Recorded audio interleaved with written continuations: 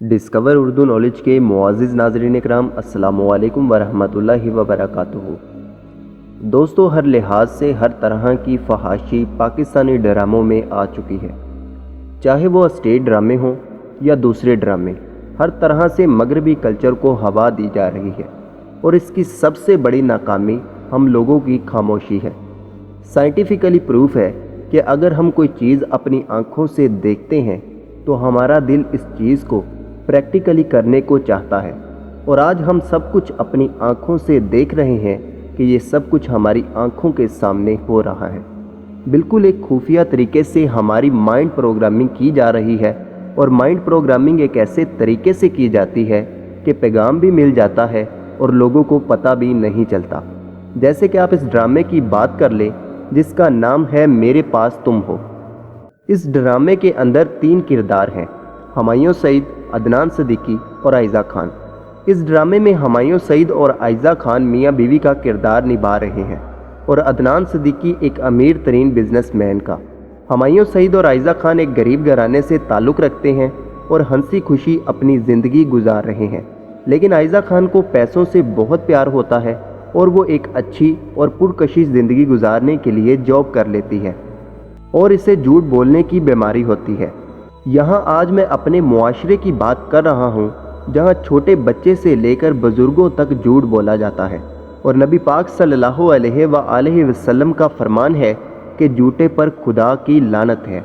तो खुद ही अंदाज़ा लगा लें कि आज हमारी ज़िंदगी अजाब क्यों बनी हुई है। हमारी ज़िंदगी में सुकून नाम की कोई चीज़ क्यों नहीं है। एक तरफ तो हम खुदा से रहमत की दुआएं मांगते हैं और दूसरी तरफ झूठ बोलकर हम लानत भी लेते हैं। दोस्तों, इस ड्रामे की स्टोरी में बीवी को पैसे की तमन्ना है और वो अपने बच्चे की पढ़ाई के लिए जमा किए हुए पैसे अपनी ज्वेलरी और कपड़ों में सर्फ कर देती है और शोहर को पता नहीं चलने देती। अब कहानी के अंदर एक अजीब सूरत हाल पैदा होती है। आयज़ा खान अदनान सिद्दीकी से जॉब ले लेती है और इसके करीब आ जाती है, फिर इससे पैसा लेती है और यहाँ तक कि वो इससे कार भी ले लेती है। ये सिलसिला यहाँ तक आ जाता है कि हालिया किस्त में वो दूसरे शहर जाकर अदनान सिद्दीकी के साथ सो भी जाती है।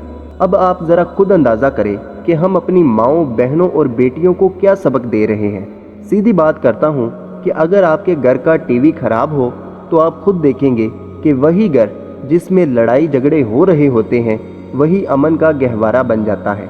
आज हम अपनी माँओं बहनों को ऐसे सबक दिखाते हैं तो कल को वो क्या करेंगे। यहाँ आपको बता दूँ कि हमारे जहन में जो पहली बात आती है ऐसी बातें सुनकर वो ये है कि हमारी बेटी या बहन ऐसा नहीं कर सकती, लेकिन यहाँ पर सवाल उठता है कि वो आखिर ऐसा क्यों नहीं कर सकती। जिनके साथ ये सब पहले हो चुका है, क्या इन्होंने सोचा था कि उनकी माएँ बहनें ऐसा करेंगी। अब इस ड्रामे में क्या सिखाया जा रहा है कि अपने शोहर से झूठ बोल भी दो तो कोई बात नहीं, और सबसे बड़ी बात कि किसी गैर मर्द के साथ सो भी जाओ तब भी कोई बात नहीं। हजूर सल्लल्लाहु अलैहि वसल्लम का फरमान है कि मैं तुम्हारे घरों पर फितनों की बारिश देख रहा हूँ। तो क्या ये फितने नहीं हैं? आज हर तरह की गलत चीज़ें हमारे घरों में हो रही हैं। एक वक़्त था जब बहन और बेटियां सर से कपड़ा उतरने नहीं देती थी, और आज वो बाकायदा आगे से सवाल करती हैं और ख़ानदान वालों को करती हैं कि नीयत साफ़ होनी चाहिए। इस बात से अंदाज़ा लगा लें कि आज सिर्फ अगर पाकिस्तान की बात कर लें तो आप देखेंगे कि हैरान कुन तौर पर तलाक की शरह आसमान को छू रही है। बाप बेटियों के साथ जना कर रहा है, बाकायदा वीडियोस बनाई जा रही हैं।